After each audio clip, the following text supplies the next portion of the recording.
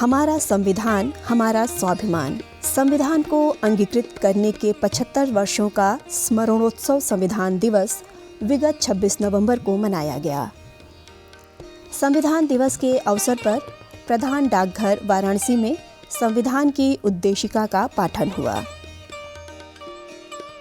कार्यक्रम के मुख्य अतिथि राजनीति विज्ञान विभाग बीएचयू के प्रोफेसर अभिनव शर्मा ने संवैधानिक अधिकारों की चर्चा करते हुए कहा, 2015 में भारत सरकार ने संविधान दिवस को औपचारिक रूप से मान्यता दी ताकि देश के नागरिकों, विशेष रूप से युवा पीढ़ी को संविधान और उसके मूल्यों के प्रति जागरूक किया जा सके। यह दिन डॉक्टर भीमराव अम्बेडकर, भारतीय संविधान सभा के सदस्यों और अन्य महान नेताओं को श्रद्धांजलि देने का अवसर भी है। भारतीय संविधान एक जीवंत दस्तावेज है कहा जाता है, क्योंकि इसमें संशोधन और सुधार की संभावना है। यह इसे समय के साथ बदलते सामाजिक, आर्थिक और राजनीतिक परिवेश के अनुसार प्रासंगिक बनाए रखता है। जैसा कि संविधान सभा के अध्यक्ष डॉक्टर राजेंद्र प्रसाद ने 26 जनवरी 1950 को संविधान के लागू होने के दिन कहा था, हमारा संविधान जितना अच्छा भी हो, यह उन लोगों पर निर्भर करेगा जो इसे अमल में लाएंगे।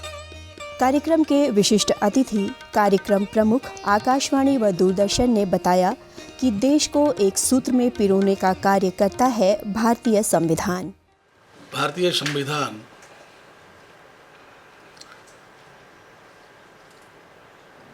हमारी शान है, हमारी जान है। भारतीय संविधान लद्दाख से लेकर के केरल, इधर गुजरात से लेकर नॉर्थ ईस्ट तक हमें एक सूत्र में बांधने का प्रयास करता है। और जो शपथ हम लोगों ने ली है कि एक दूसरे के प्रति समभाव, समाजवाद, एक दूसरे की धार्मिक भावनाओं, एक दूसरे की जो जातीय या धार्मिक कर्तव्य हैं, हम सभी एक दूसरे का पालन करेंगे। बाबा साहब